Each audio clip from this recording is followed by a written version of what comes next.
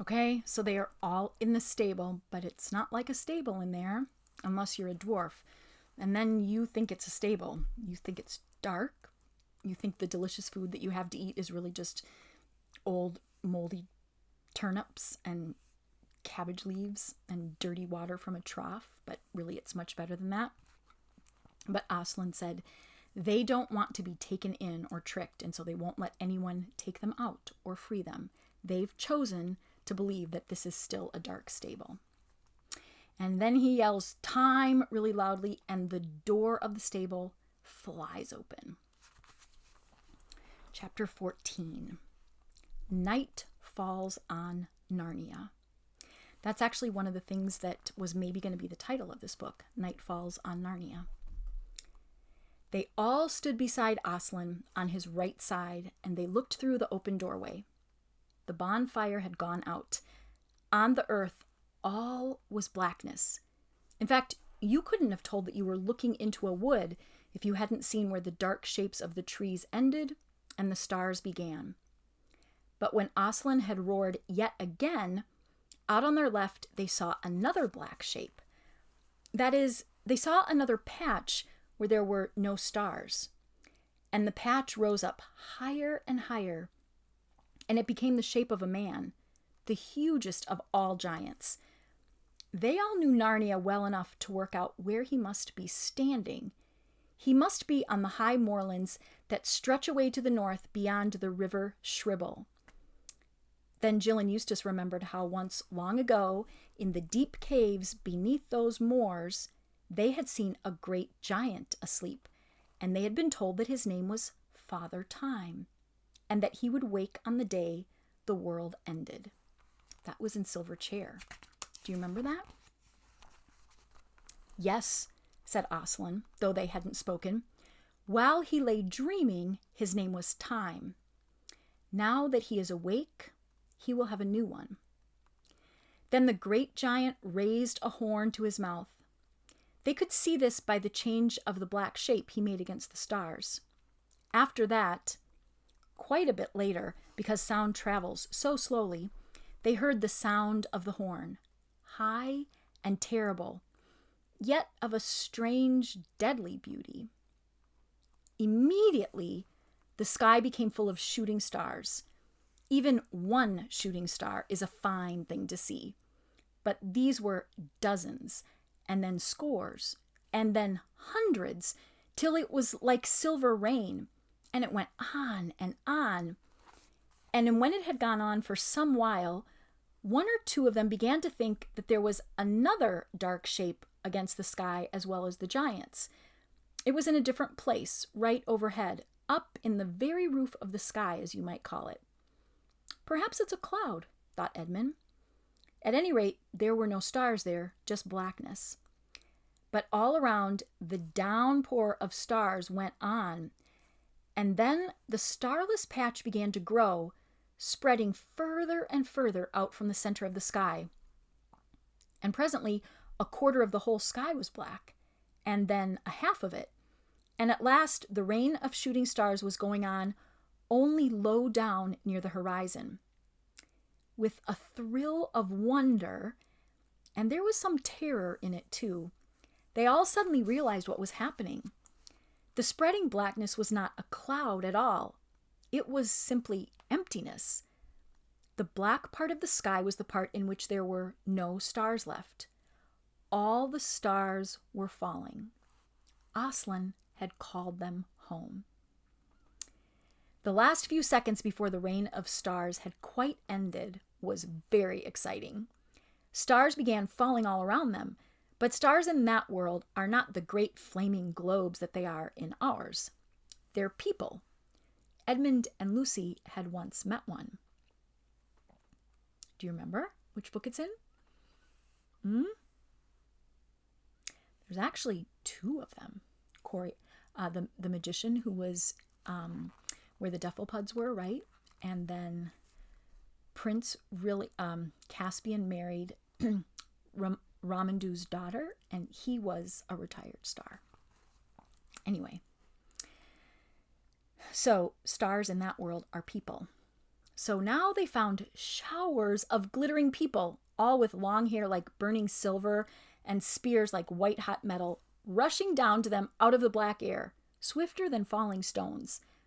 They made a hissing noise as they landed and burnt the grass. And all these stars glided past them and stood somewhere behind, a little to the right. This was a great advantage because otherwise, now that there were no stars in the sky, everything would have been completely dark and you couldn't have seen anything. That's through the doorway. Where they are, it's not dark. As it was, the crowd of stars behind them cast a fierce white light over their shoulders, and they could see mile upon mile of Narnian woods spread out before them, looking as if they were floodlit. Every bush and almost every blade of grass had its black shadow behind it. The edge of every leaf stood out so sharp that you'd think you could cut your finger on it. On the grass before them lay their own shadows, but the great thing was Aslan's shadow. It streamed away to their left, enormous and very terrible. And all this was under a sky that would now be starless forever. The light from behind them, and remember it was a little to their right, was so strong that it lit up even the slopes of the northern moors. Something was moving there. Enormous animals were crawling and sliding down into Narnia. Great dragons and giant lizards and featherless birds with wings like bat wings. They disappeared into the woods, and for a few minutes there was silence. And then there came, at first from very far off, sounds of wailing, and then from every direction a rustling and a pattering and a sound of wings. It came nearer and nearer. Soon you could distinguish the scamper of little feet from the padding of big paws, and the clack-clack of light little hoofs from the thunder of great ones. And then one could see thousands of pairs of eyes gleaming. And at last, out of the shadow of the trees, racing up the hill for dear life, by thousands and by millions, came all kinds of creatures, talking beasts, dwarfs, satyrs, fauns, giants, calormens, men from Archenland, monopods, dufflepuds, and strange unearthly things from the remote islands or the unknown western lands. And all these ran up to the doorway where Aslan stood. This part of the adventure was the only one which seemed rather like a dream at the time, and it was rather hard to remember it properly afterward. Especially, one couldn't say how long it had taken. Sometimes it seemed to have lasted only a few minutes, but at others it felt as if it might have been going on for years. Obviously, unless either the door had grown very much larger or the creatures had suddenly grown as small as gnats, a crowd like that couldn't ever have tried to get through it. But they did, and no one thought about that sort of thing at the time. But no one thought about that sort of thing at the time. The creatures came rushing on, their eyes brighter and brighter as they drew nearer and nearer to the standing stars. But as they came right up to Aslan, one or other of two things happened to each of them. They all looked straight in his face. I don't think they had any choice about that. And when some looked, the expression of their faces changed terribly. It was fear and hatred, except that on the faces of the talking beasts, the fear and hatred lasted only for a fraction of a second. You could see that they suddenly ceased to be talking beasts. They were just ordinary animals. And all the creatures who looked at Aslan in that way swerved to their right, his left, and disappeared into his huge black shadow, which, as you've already heard, streamed away to the left of the doorway. And the children never saw them again. I don't know what became of them. But the others looked in the face of Aslan and loved him, though some of them were very frightened at the same time. And all of these came in at the door, in on Aslan's right side. There were some very strange specimens among them. Eustace even recognized one of those very dwarfs who had helped to shoot the horses. But he didn't have any time to wonder about that sort of thing, and anyway, it wasn't any business of his. For a great joy put everything else out of his head. Among the happy creatures who now came crowding round Tyrion and his friends were all those whom they had thought were dead.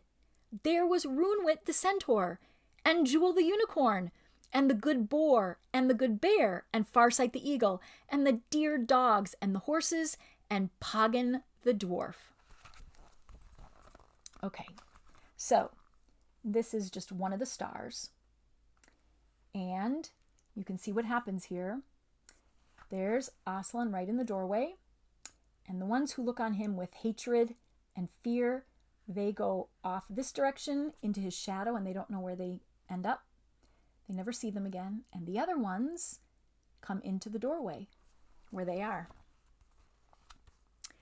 "Further in and higher up," cried Runewit, and thundered away in a gallop to the west.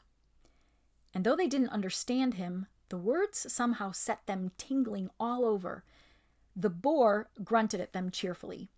The bear was just going to mutter that he still didn't understand. That's what he was saying right before he died, but now he's not dead. And then he caught sight of the fruit trees behind them. He waddled to those trees as fast as he could, and there, no doubt, he found something that he understood very well. But the dogs remained, wagging their tails, and Poggin remained, shaking hands with everyone and grinning all over his honest face. And Jewel leaned his snowy white head over the king's shoulder, and the king whispered in Jewel's ear. And then everyone turned his attention again to what could be seen through the doorway.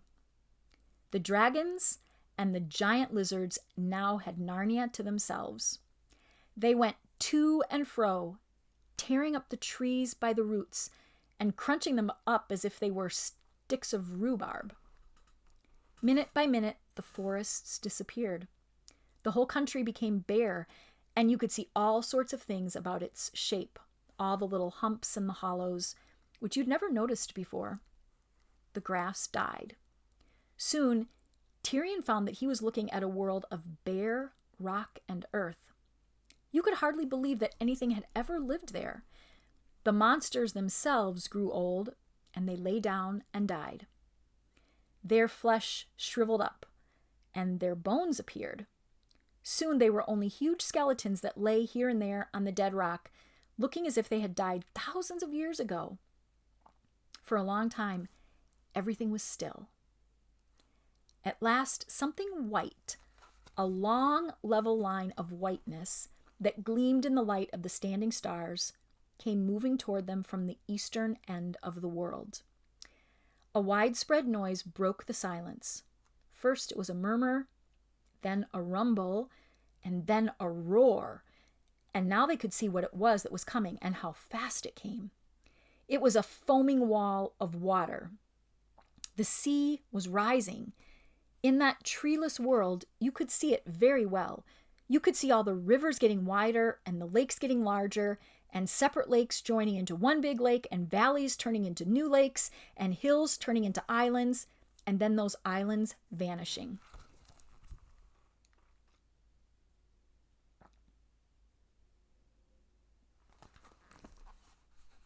And the high moors to their left and the higher mountains to their right crumbled and slipped down with a roar and a splash into the mounting water.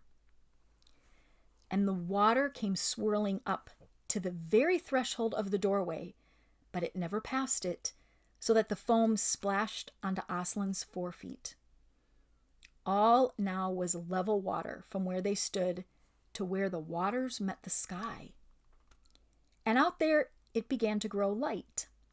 A streak of dreary and disastrous dawn spread along the horizon and widened and grew brighter, till in the end they hardly noticed the light of the stars who still stood behind them, and at last the sun came up. When it did, the Lord Diggory and the Lady Polly looked at one another, and they gave a little nod. Those two, in a different world, had once seen a dying sun, and so they knew at once that this sun also was dying. It was 3 times, maybe 20 times, as big as it ought to be, and it was very dark red.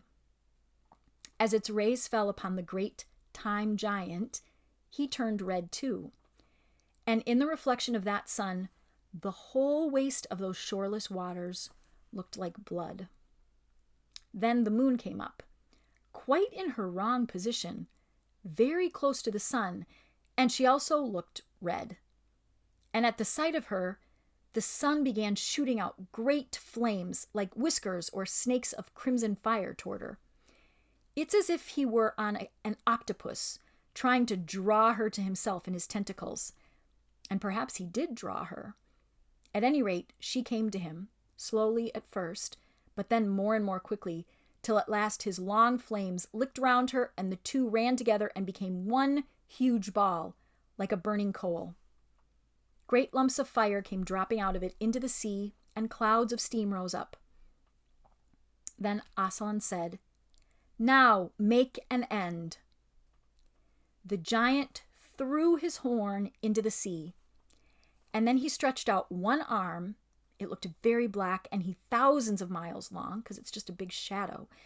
And he stretched it out across the sky till his hand reached the sun, and he took the sun and he squeezed it in his hand as you would squeeze an orange. And instantly, there was total darkness. Everyone except Aslan jumped back from the ice-cold air which now blew in through the doorway. Its edges were already covered with icicles. "Peter, High King of Narnia," said Aslan, "shut the door." Peter, shivering with cold, he leaned out into the darkness and he pulled the door. It scraped over ice as he pulled it. And then, rather clumsily, for even in just that one moment his hands had gone numb and blue from the cold, he took out a golden key and he locked it. They had seen strange things enough through that doorway, but it was stranger than any of them to look round now and find themselves in warm daylight, with the blue sky above them, flowers at their feet, and laughter in Aslan's eyes. He turned swiftly around, he crouched lower, he lashed himself with his tail, like a cat, and he shot away like a golden arrow. "Come further in! Come further up!" he shouted over his shoulder. But who could keep up with him at that pace? They set out walking westward to follow him. "So," said Peter, "night falls on Narnia." "What, Lucy, you're not crying? With Aslan ahead and all of us here?" "Don't try to stop me, Peter," said Lucy. "I am sure Aslan would not. I'm sure it's not wrong to mourn for Narnia. Think of all that lies dead and frozen behind that door." "Yes, and I did hope," said Jill, "that it might go on forever. I knew our world couldn't, but I did think Narnia might." "I saw it begin," said the Lord Diggory. "I did not think I would live to see it die." "Sirs," said Tyrion, "the ladies do well to weep. See, I do myself. I have seen my mother's death. What world but Narnia have I ever known? It were no virtue but great discourtesy if we did not mourn." When he said, "I've seen my mother's death," he's talking about Narnia being the land where he was born. They walked away from the door and away from the dwarfs, who still sat crowded together in their imaginary stable. And as they went, they talked to one another about old wars and old peace and ancient kings and all the glories of Narnia. The dogs were still with them. They joined in the conversation, but not very much, because they were too busy racing on ahead and then racing back and rushing off to sniff at smells in the grass till they made themselves sneeze. Suddenly, they picked up a scent which seemed to excite them very much. They all started arguing about it. "Yes, it is." "No, it isn't." "That's just what I said. Anyone can smell what that is. Take your great nose out of the way and let someone else smell." "What is it, cousins?"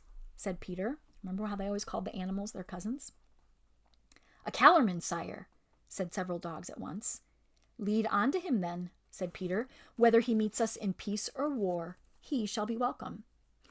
When all the animals and people were coming in the doorway, they did say some Calormans went to the left, some went to the right. Some of the talking animals went to the left, some went to the right. The dogs darted on ahead, and then they came back a moment later, running as if their lives depended on it, and barking loudly to say that it really was a Calorman. Talking dogs, just like the common ones, behave as if they thought whatever they are doing at the moment is immensely important. If you have a dog, you might be laughing right now. The others followed where the dogs led them, and they found a young Calorman sitting under a chestnut tree beside a clear stream of water. It was Emeth.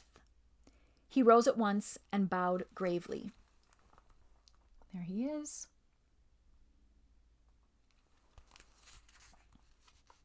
Sir, he said to Peter, I know not whether you are my friend or my foe, but I should count it my honor to have you for either. Has not one of the poets said that a noble friend is the best gift, and a noble enemy the next best? Sir, said Peter, I do not know that there need to be any war between you and us. Do tell us who you are and what's happened to you, said Jill.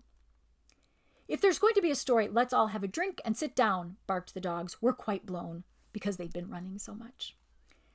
Well, of course you will be if you keep tearing about the way you have been, said Eustace.